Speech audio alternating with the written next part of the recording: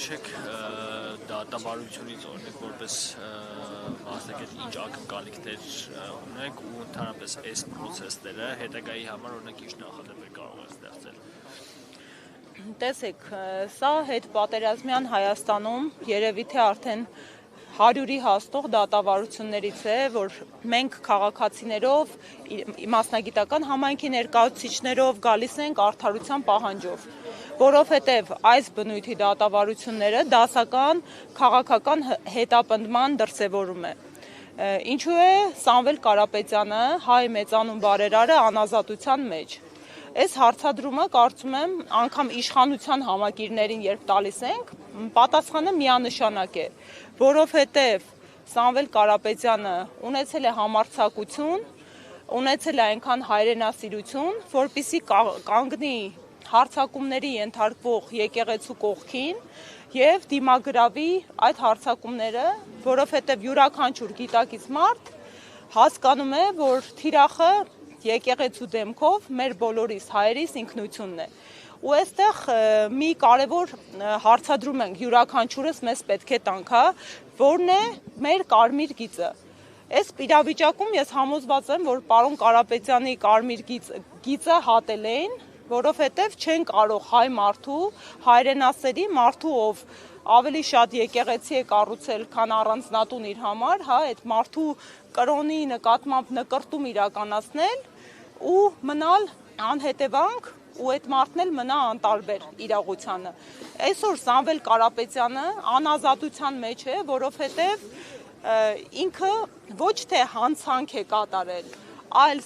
ունեցել է այնքան համարձակություն, որպեսզի դիմագրավի այսօրվա իշխանության կողմից կատարվող հանցանքին, որովհետև իշխանությունը վարչապետի դեմքով իրավունք չուներ անելու այն, ինչ արեց, եւ իրավունք չուներ միջամտելու մեր եկեղեցու ներքին կանոնական կյանքին։ Այդ պատրվակով սկսեր հարձակման արշավը եկեղեցու հանդեպ։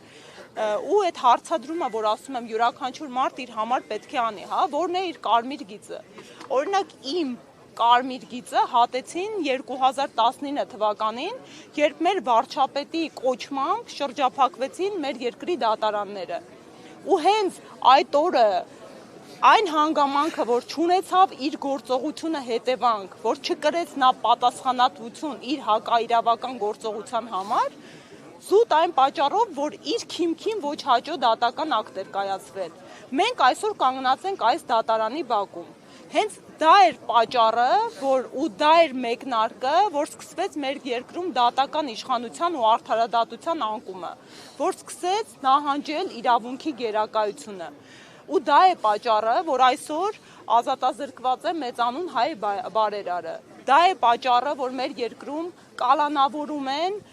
նահատակված հերոսների ծնողներին։ Դա է պատճառը, որ մեր երկրում այսօր կալանավորում են սրբազան հայրերին։ Դա է պատճառը, որ արդար իրենց խղճին, օրենքին հավատարիմ դատավորներին լիազորությունները դադարեցվում են, իսկ կամակատարները ունենում են ծառայողական առաջխաղացում։ Ու դա է պատճառը, որ միջազգային իրավունքի հեղինակավոր իրավաբանները գալիս են Հայաստան մարդկանց իրավունքները պաշտպանելու, արձանագրում են իրավունքի գերակայության այսպիսի նահանջը եւ անկումը եւ մեզ համադրում են աֆրիկյան պետությունների հետ։ Սա մեր պատմության ողբերգական ու ամոթալի էջերն են, որոնք ամեն օր արձանագրվում են։ Սա արձանագրված արդարադատության ու իրավունքի գերակայության նահանջն է եւ հատվել է մեր մասնագիտական արժանապատվությունները։ Մենք իրավաբաններս վերջին տարիներին մարտի դաշտում կռվող մարտիկներ ենք առանց զենքի, բայց մենք չենք նահանջում, որովհետեւ զոհասեղանին է մեր մասնագիտական արժանապատվությունը, զոհասեղանին է ավելի մեծ արժեք, մեր բոլորիս ինքնությունը։ Մենք այսօր ես գտնվում եմ դատարանի բակում արդարության պահանջով, այսօր մենք բոլորս կարծում եմ գտնվում ենք դատարանի բակում զորակցություն հայտնելու մեր մեծանուն բարերարին, որովհետև մարդը ինչպես կյանքը ցույց տվեց, մենք չգիտեինք ինչպիսի գործեր էր Սամվել Կարապետյանը տասնամյակների ընթացքում կատարել։ Ու ստիպված մարդը ու իր աջակիցները, ընտանիքը, հա, ստիպված հանրայնացնում են ու գույքագրում են այն բարեգործությունները, որը մարդը արել է, որովհետև մարդուն արդարացնելու համար քաղաքական, բացառապես քաղաքական նպատակահարմարությամբ, քաղաքական հրահանգավորմամբ մարդու ազատազրկումը փորձում են սևացնել մարդու անունը եւ ոչինչի հասցնել նրա կատարած գործերը։ Մինչդեռ միայն համակարգված, եթե չեմ սխալվում, մոտ 1 միլիարդ դոլարի մարդը բարեգործություն է արել, կառուցել է, նվիրել է, օգնել է ու կանգնած է եղել հայի կողքին ու կրկին ընդգծում եմ, հա, հայրենասիրությունն ու համարձակությունն են եղել այն մղիչ ուժը, ինչի հետևանքով այսօր այս մարդը շուրջ 4 ամիս ազատազրկված է ու կարծում եմ մեր պարտքն է հիմա իր կողքին լինելը, աջակցելը, պայքարել այս անարդարության ու անարդարադատության դեմ ու գոնե մեր ներկայությամբ կաշկանդելու ու կոչելու, որպիսի դատարանները մնան հավատարիմ իրենց կոչմանը, խղճին եւ օրենքին։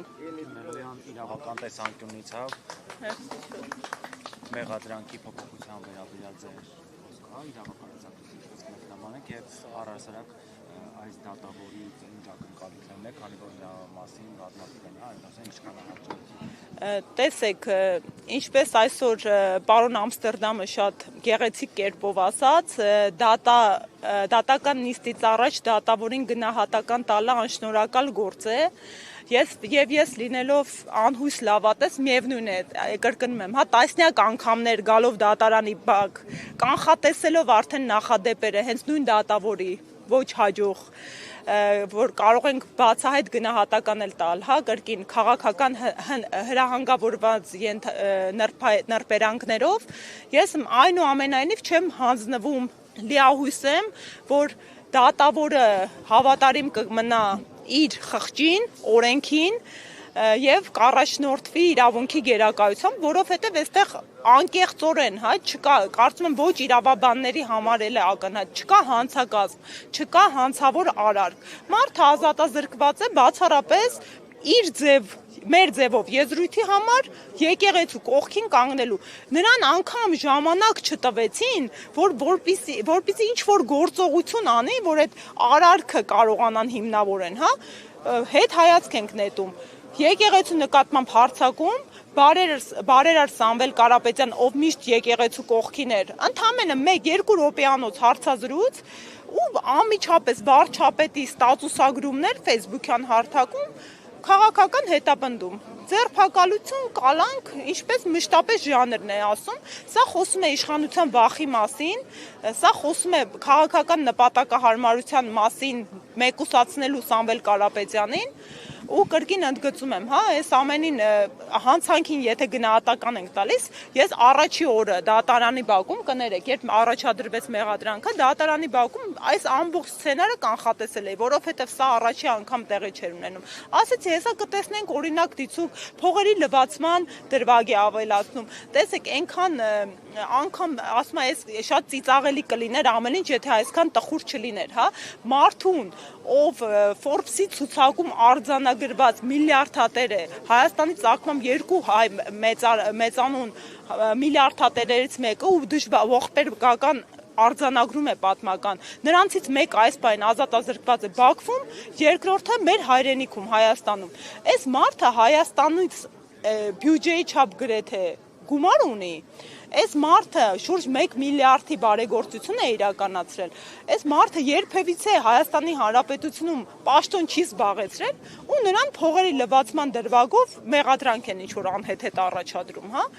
ակնհայտ սին, դատարկ, ուղղակի այն որ կախվում են օդից, որպեսզի կարողանան այս կալանքի միջնորդությունը երկարաձգրել։ Տեսեք, մենք մի Հայաստանում ենք հայտնվել, մի իրողությունում, երբ սպանության մեջ մեղադրվողների նկատմամբ խափանման միջոց է կիրառվում տնային կալանքը կամ վարչական վերահսկողությունը, իսկ մեծանուն բարերարը, սրբազան հայրերը, նահատակված հերոսների ծնողները կալանավորվում են։ Ինչու՞ն։ Պատասխանը բացարձակ միակն է։ Մարդկանց տեսակավորում են, արդարադատությունը ընտրովի ու երկակի է, բացառապես մարդու ընդդիմադիր քաղաքական հայացքներով պայմանավորված։ Երբ որ զուգահեռ իրականությունում սրընթաց աճում է հանցավորությունը,